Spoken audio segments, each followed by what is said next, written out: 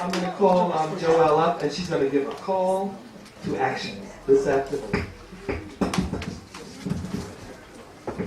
Thank you, Paul. Say, Kendra and Aisha, we're going to stand by you. I didn't have a chance before, but I equally wanted to congratulate and appreciate Anna Montalvo, Gwen Mills, and Art Perry. It's been a real privilege to work on this project together and a real honor to present the awards to you. And I guess the message that I thought to say, coming together like we are here today, we are hopefully better ready to face the complex challenges of our time as we leave this room after having a wonderful meal. And I want to think and remember and feel the incredible unity that it took to elect Barack Obama. What an incredible experience we've had with that. And what a huge step, number one. A president who sees labor unions as part of the solution and invites their ideas into the White House. That's a big change. But Obama in the White House does not change the fact that we are up against greedy, profit-hungry corporate and military interests entrenched in Washington and in Hartford that have no regard for workers' rights in any country or for the future of the planet. So even more unity is needed now, and that's what we're about in this. We're not about one organization and another. We're about more unity now, even more creativity now, to cut through the media blitz and all the divisive tactics so thick with racism, to get out the truth and organize and mobilize in the workplace, door to door, and utilize all the new technology as well to be up to the moment, and to bring millions of more unorganized workers from all over the country into the movement, the labor movement, community, peace, and justice. It's unacceptable that many thousands of people die each year because of no health care, and we've all been dealing with that this whole year. We need to get the profits out. We need as much public option as we can get, with coverage for women and inclusion of immigrants and no taxation of worker benefits. And it's unacceptable that billions are spent on wars and more troops to Afghanistan instead of rebuilding our country and putting everybody back to work with training for young people, with new green jobs for the things we need, aid to cities and states, smaller class size, lower tuition, bridges repaired, parks, the arts, affordable housing, and the right to join a union, Employee Free Choice Act.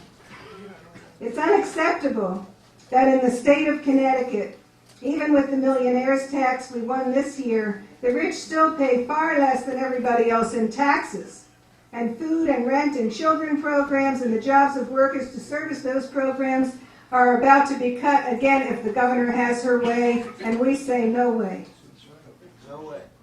The labor movement has proven that workers respond when the issues are broken down. There's a lot of unclarity in there that puts one against the other. It try to make people identify with the boss instead of their fellow workers. So it has to be made clear who benefits and who is hurt in every struggle.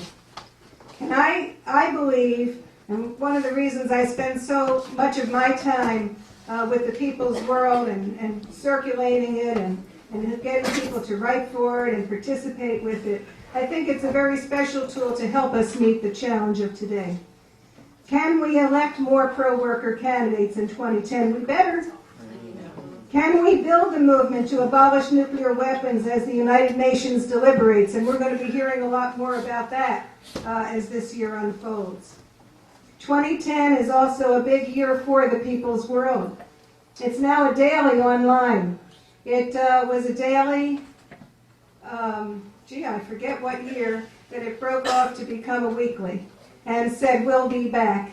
Well, it's back as a daily, but it's back as a daily online. And we know we need an organizing tool in our hands. So we're going to be producing a mini Connecticut print edition as of January when that change takes place.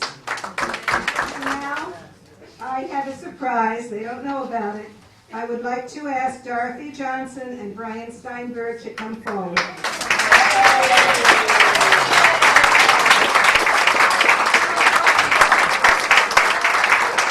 And I have to say, Brian, I think this is the first time since we met in 1969 that I didn't tell you something.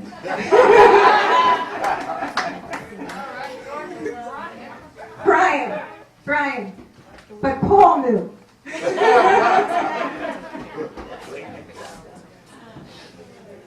I'm calling Dorothy and Brian forward because they have been steadfast in going to the homes of workers every single week with the People's World. Not just to hand it over to read, but also to bring people into action. And Dorothy has been doing that now for about 5 years here in the city of New Haven. And we want to appreciate that, Dorothy. And I do want to say that last year and the year before, Dorothy was the coordinator of this event, and she made a great groundwork. I think, did we do good tonight, Dorothy? We did good.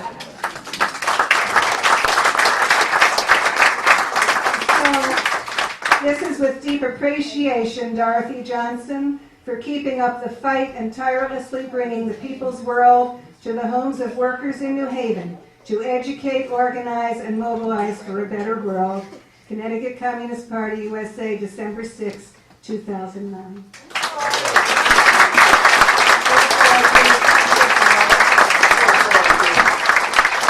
Now, Brian's been doing this for over 30 years. I think just about everybody in this room may already know that. So he had to get a few more words on his certificate. In recognition, Brian Steinberg, for your decades underlined, of dedication and commitment distributing the People's Weekly World to families in critical neighborhoods in Greater Hartford. Your outstanding example has strengthened the ability of labor and community to win better conditions for working people and provides a guide for building a mass communist party among the working class. December 6, 2009.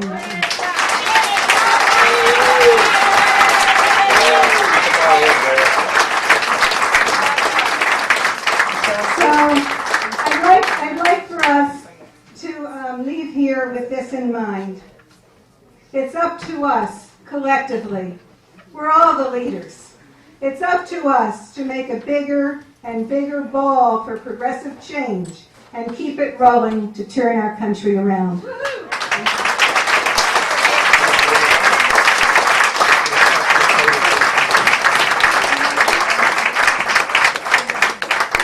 There's hours and hours alone, we can think about Caucasian building sky with so much tone. It's ours not to stay, but to cherish as our own. What the union makes us strong. Solid.